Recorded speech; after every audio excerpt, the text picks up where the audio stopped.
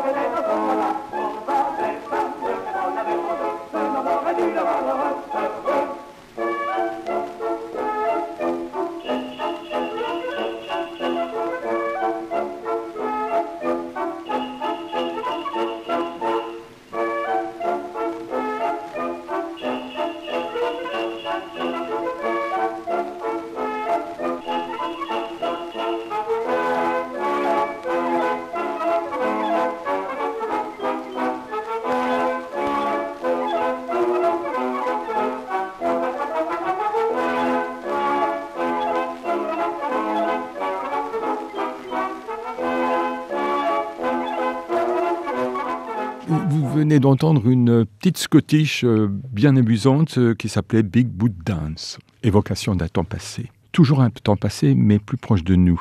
Le Mans, 16 mars 1935, rue du Vert-Galant, là où se trouve aujourd'hui la distillerie du Sonneur. Eh bien, le bal, le dancing du chalet est alors en ébullition. Pourquoi ? Eh bien, parce que débute ce jour une épreuve sensationnelle, si l'on en croit la publicité abondamment diffusée. Et cet événement allie, selon les termes, l'élégance de la danse et la rigueur du sport. C'est le marathon de la danse. Et du sport, il y en a. Sur le parquet ciré de la salle du chalet, un ring de 8 mètres sur 4 a été installé, éblouissant de lumière. Dessus, 14 couples se sont élancés au son d'un orchestre. Ils danseront durant 3 quarts d'heure, puis s'arrêteront un quart d'heure pour reprendre à nouveau 3 quarts d'heure, et puis un quart d'heure, et puis à nouveau 3 quarts d'heure, et ainsi de suite, jour et nuit, jusqu'à ce qu'il ne reste plus qu'un seul couple sur la piste. Les repas sont pris sur le ring, en un continuel balancement d'un pied sur l'autre, car jamais les concurrents ne doivent rester immobiles sous peine d'élimination. La nuit, au son d'une musique distillée par un pick-up, les couples se traînent dans une lente divagation, à moitié endormis, tête de l'un sur l'épaule de l'autre, sous le regard d'un arbitre et d'éventuels spectateurs, car le spectacle est permanent. Le jour, tout change. Les pantins amorphes sont devenus de présentables danseurs, stimulés par la présence du public souvent nombreux. Celui-ci est attiré par les attractions diverses. À tout moment dans la foule, quelqu'un peut demander à un couple de présenter, en échange d'une prime, un numéro de son cru, une java, une carioca, un tango. Et puis, il y a des séances de gala, à thème, soirées dites apaches, et somptueuses batailles de fleurs également. Mais l'événement le plus prisé, c'est le sprint de valse, là où les couples doivent danser sans interruption, durant un temps déterminé. 8 minutes aujourd'hui, demain 10 minutes. Le jour suivant, ce sera 15, puis 20, puis 30, puis 50, puis 1 heure de danse sans interruption, à rythme accéléré ou à rythme ralenti, selon la fantaisie de l'orchestre. C'est alors que les plus fatigués lâchent prise. Les rangs s'éclaircissent. Le marathon de danse du chalet de 1935 dure 1 mois et se termine le 17 avril 1935. Il reviendra l'année suivante, puis en 1938, et une dernière fois en 1950, rencontrant toujours le même triomphe auprès d'un public venu de tout le département. Comme le Mans, plus de 35 villes européennes, depuis Paris, Bruxelles, Madrid, jusqu'à Lyon en 1960, dernière épreuve, accueilleront plus de 140 marathons de danse. C'est un Américain, Alf Ross Jr., qui l'avait introduit en 1931 en France, sur le modèle des compétitions qui faisaient alors fureur aux États-Unis. Ces épreuves cruelles sont admirablement illustrées par le film On achève bien les chevaux, avec Jane Fonda dans le rôle titre, tiré du livre de Horace McCoy. L'ouvrage parut en 1935. Tiens, justement, l'année du premier marathon dans Manceau au chalet.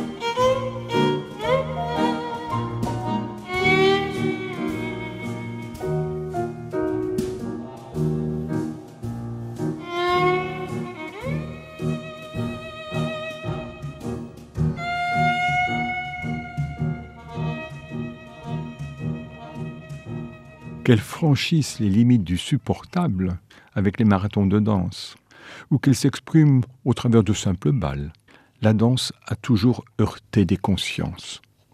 Elle a surtout provoqué la méfiance des pouvoirs civils et l'hostilité des autorités spirituelles. Les premiers, incarnés par les maires et les préfets, craignaient avant tout les risques de tapage, et les troubles à l'ordre public, nés de danseurs échauffés par quelque cause que ce soit. Les seconds, c'est-à-dire les autorités spirituelles, les seconds nourrissaient de multiples reproches à son égard. Et l'Église a longtemps été la grande accusatrice des danses, et l'un de ses plus ardents pourfendeurs ne fut autre que don Gerberon, moine bénédictin, né à Saint-Calais en 1628 et auteur de Jugement du bal et de la danse par un professeur de théologie. Alors, quels étaient les griefs de l'Église à l'égard de la danse ? Le plus ancien grief, c'était le fait même que la danse, c'était du plaisir. Et le plaisir est toujours risqué. Et la danse, corruptrice, n'est que vanité détournant les fidèles de la voie de la pureté. Un article de la Semaine du Fidèle, du 6 janvier 1866, exprime clairement ce refus du plaisir et de la danse en particulier. Voici le texte. Au moment où va s'ouvrir la saison des bals mondains, nous croyons utile de faire passer sous les yeux des femmes chrétiennes cette note écrite par saint François de Sales. Je dis, citation, que la danse et les bals, ce que les médecins disent des champignons, les meilleurs ne valent rien. Tandis que vous avez dansé, plusieurs personnes sont mortes dans de grandes douleurs. 1000 milliers d'hommes et de femmes ont souffert l'impossible dans leur lit, dans les hôpitaux, dans les rues, la goutte, la gravelle, la fièvre ardente. Et hélas, notre Seigneur, Notre-Dame, les anges et les saints vous ont vu au bal. Ah, que vous leur avez fait grande pitié, avec votre cœur amusé de pareilles niaiseries, occupé de pareilles fadaises. Donc vous le voyez, la condamnation était nette de la danse. Et pourtant rien n'y faisait. On dansait toujours pour le plaisir. Et face à ce déferlement, quelques pasteurs, dont les témoignages me furent fournis par l'universitaire Pierre Foucault, tentèrent de résister.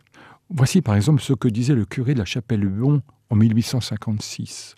« J'étais parvenu à détruire les danses de nuit et à réduire à 6 ou 7 seulement le nombre des danseurs.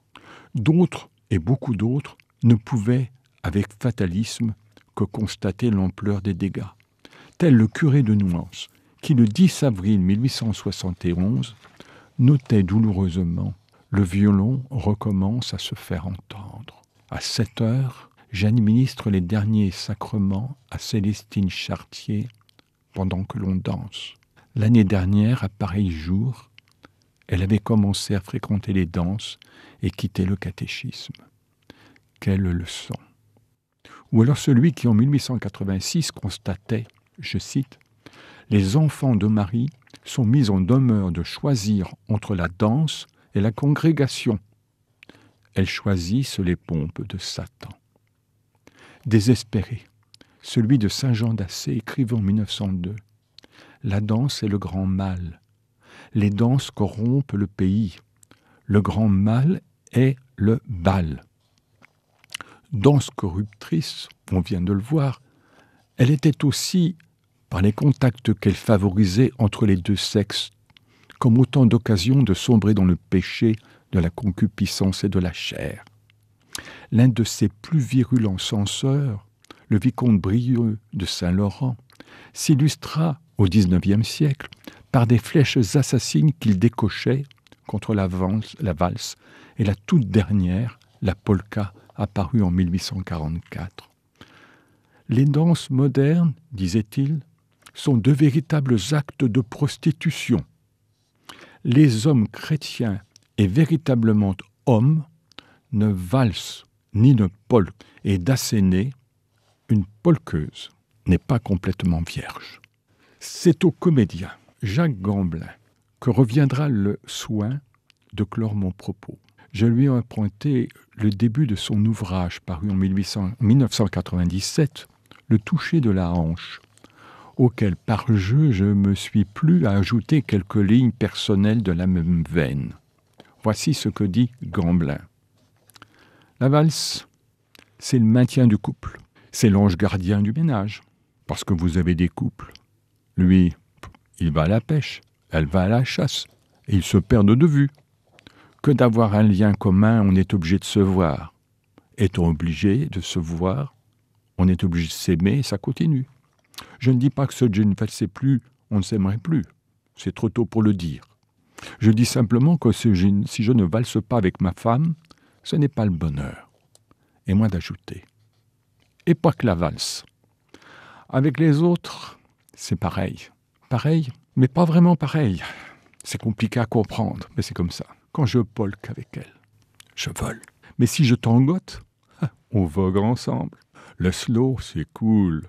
La musique nous enroule et on se sent bien. Ah, mais quand on s'offre un paso doble, elle Carmen et moi Martial, on est les rois de la fête dans notre tête. On aime danser ensemble, c'est tout. Tous deux, on est un.